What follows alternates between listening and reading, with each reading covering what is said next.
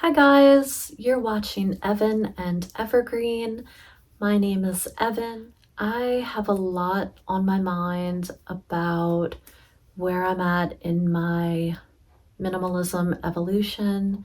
We today just wrapped up the 49 Things Decluttering Challenge, where we let go of 7 items a day for 7 days in a row. I'm feeling really good and really excited and really energized by all of the stuff that I've been able to get out of the house. I was able to get my 49 items and go beyond that, and I am still looking for more. I did a video titled something like Natural Disaster Story Time. In 2005, I went through Hurricane Katrina and I had 9 feet of water in my house. This was 19 years ago, and at that time, I did not practice minimalism. I was super into organizing at the time, and I always have been, and I did regularly declutter. But at that point, I don't even think I knew what minimalism was. I didn't adopt minimalism after Hurricane Katrina, but it definitely changed my relationship to my belongings, and it made me want to hold on to less. I went in after the storm and just dug through, broken furniture. The insulation and the sheetrock had come down off of the ceiling, so like that was everywhere.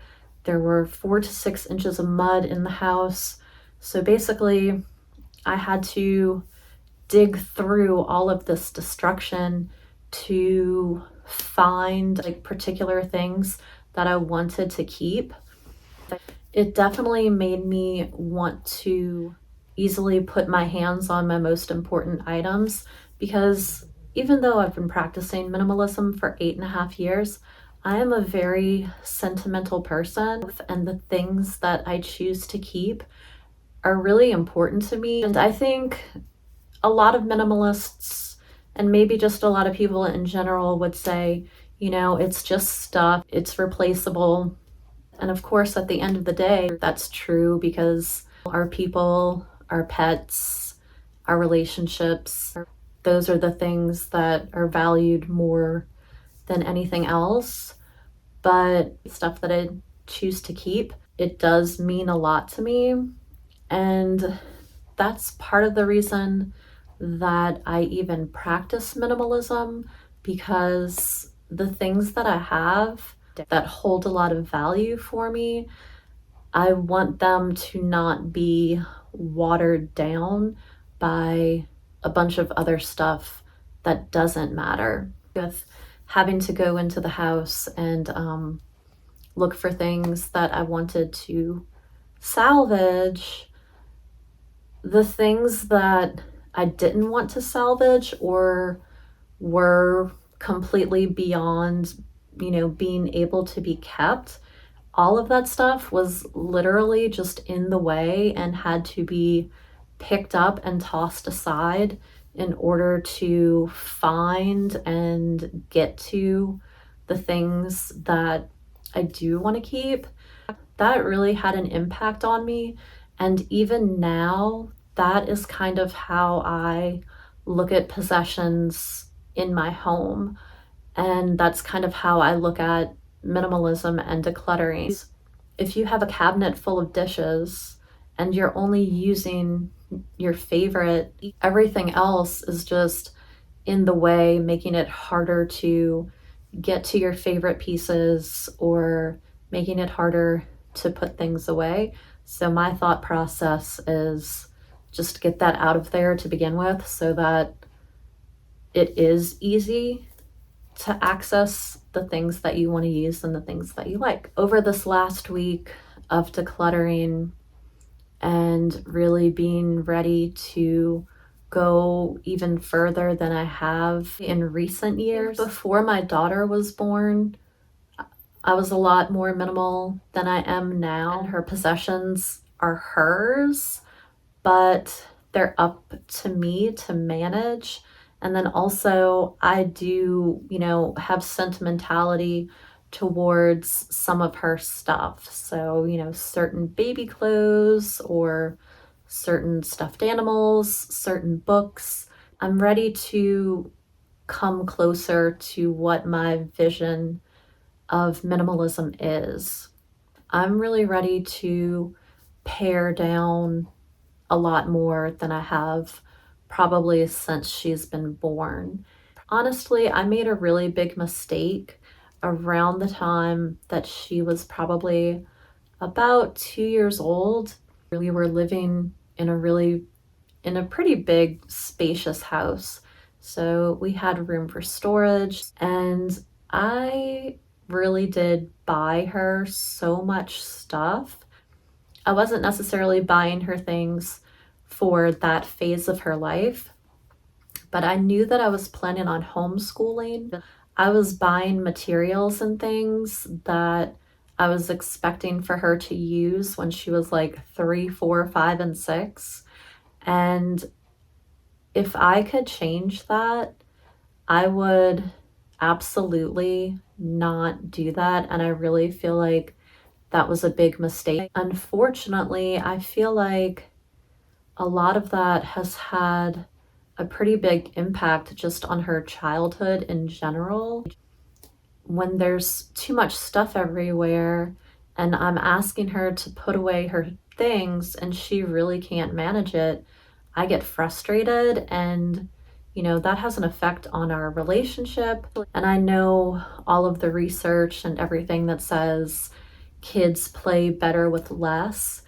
And especially today, I was really thinking about this. I think these last couple of years would have just been more calm and peaceful for both of us had there not been just so much stuff for her to access. She's 5 now. She's about to be 5.5 at the end of the month. The only thing I can do now is change it going forward. I definitely intend to do that. One of the lenses that I've been using when I'm looking for things to declutter is to ask the question, how did this get into my house to begin with? I just need to look around and ask myself, how did this end up here? Did I purposely search it out, or did I just kind of like allow it to come in even though I didn't necessarily want it? I watch a lot of videos from a creator that goes by the name of Exploravore. If any of you guys are familiar with her channel, she is definitely an extreme minimalist. That's what she calls herself. Alicia, hello, if you happen to be watching. I really enjoy her videos. I can feel the freedom that she has just radiating off of her. It's very inspiring and uplifting. I can just feel that energy, and it's really, really nice. I'm thinking about this idea of extreme minimalism and adapting it to my lifestyle. I'm just wondering, can I look through that lens to let go of things that I'm not needing right now? Those are kind of the things that I'm keeping at the forefront of my mind as I'm decluttering. I've been pretty good about resetting the house at the end of the night or before my daughter goes to bed. She's asleep right now, and I have definitely not reset the house today yet. She was very reluctant today to pick up her things, and that just really tells me that we have too much. If it is overwhelming or hard for her to put her stuff back, then more stuff just needs to go. Her bedroom, the living room, and the kitchen are all pretty much just a mess. I mean, there's toys and art supplies and shoes and things all over the place. I was going to give you guys a quick scan of what this room looks like right now and then go ahead and pick it up. I am trying to use Dana K. White's method of a 5-minute pickup, and Dana says that if you can get a room or your house reset in 5 minutes, then that means you're under your clutter threshold. I'm gonna see if I can get everything back to where it belongs within 5 minutes, and then also keep an eye out for anything that I am ready to part with. Let's take a look around the room. So this is my daughter's room in its current state. I mean, honestly, it's not that bad. It's just a few stuffed animals and things out and about. But when I see this, I just get really overstimulated by all of the visual clutter. Even though it's really not that many items, it's overwhelming to her. So I'm gonna set a timer for 5 minutes and see if I can get all of this put away within 5 minutes. It did take me longer than 5 minutes to tidy up the room. I could have stopped at that point and it would have been almost done, but I wanted to go ahead and tidy up my daughter's art table, and then I had a few things to bring into the kitchen. Then I decided to just go ahead and start tidying up in the living room and the kitchen as well. There was some toys in the living room that needed to come back in here. Once I was finished with that, I started going through a couple of my daughter's boxes and bins and looking for things to declutter and let go of.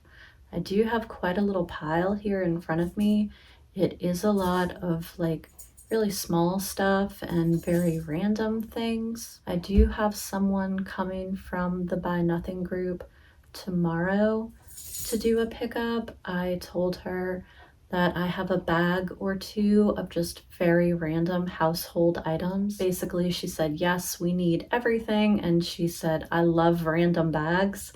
And I know that she's good for picking up. I went through like her bin with people and animals, her car bin, and then I thought about going through her bin with her musical instruments, and I said to myself, oh no, I'm sure there's nothing in there to get rid of.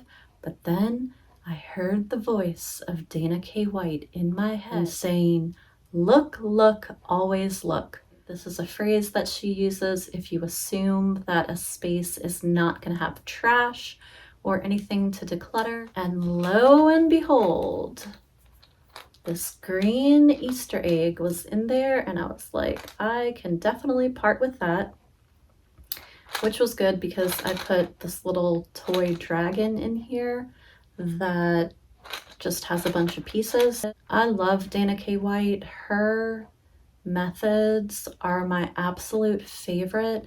I really enjoy all of her videos. I absolutely recommend if you are decluttering or trying to get your house in order. I just think she's the best, and she has the 5-step no mess decluttering method. And I honestly think she is an absolute genius. And I don't know if I've mentioned this before, but I actually did do her training course.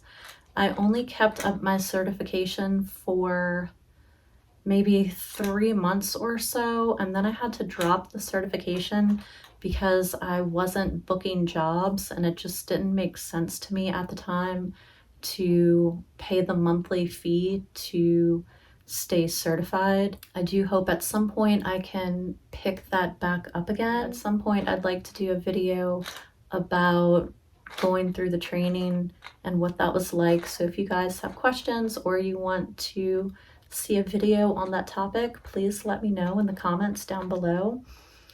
I'll grab a little shot of all of this random stuff, and then I'm gonna go ahead and bag it up and then go and relax for the rest of the evening. So here's a pile of very random things that I collected from my daughter's room. This little stack on this side is all things that my mom has brought over and gifted to my daughter in the last couple of months.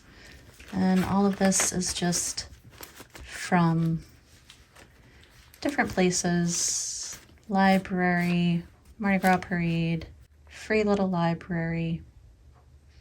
But it's all ready to go, and hopefully that other family can find some use for some of these items. And if not, I told her, feel free to toss them, pass them on, or give them to Goodwill and not let them cause clutter in her house if it's anything that she can't use. It is hard for me to part with some of this stuff, and I do feel the tiniest little pang of guilt in giving my daughter's things away without her permission. But the reality of the situation is that we have more than she can manage on her own, and we have more than I can manage without getting frustrated and overstimulated. So as her parent, I am making the adult decision to do the difficult job of parting with these things on her behalf. If she has any feelings about it, I'll help her work through them when and if they come up. But also, all of this stuff here, she did not seek out on her own. And most of it, I didn't seek out on my own either. It just kind of filtered into the house through other people and through events and things that we attended. Events at the library, birthday parties with little gift bags, Mardi Gras parades, people giving us items, because they went shopping and they were thinking of us. Nothing that is here in this bag was intentionally sought out and brought into the house by myself, and none of it is things that she had particularly asked for. And even though it doesn't look like much, it's just one little grocery bag full, something I've been thinking about recently is how many of these grocery bags would it take to fill up like an 18-gallon storage container? I would like to do an experiment where I fill up maybe about 8 of these and then put them into storage containers. For the most part, that's what I've used in all of my recent moves. So for every 6 or 7 or 8 of these bags that I fill, that's one less box that I would have to fill up if we were to move. If you guys have any particular videos that you would like to see me make, any topics you want to see me address, please put it in the comments down below. And I do have ideas for a couple of more videos that will be coming up soon. Thanks for spending this time with me, and I hope you guys are having a great evening. I'll talk to y'all later. Bye.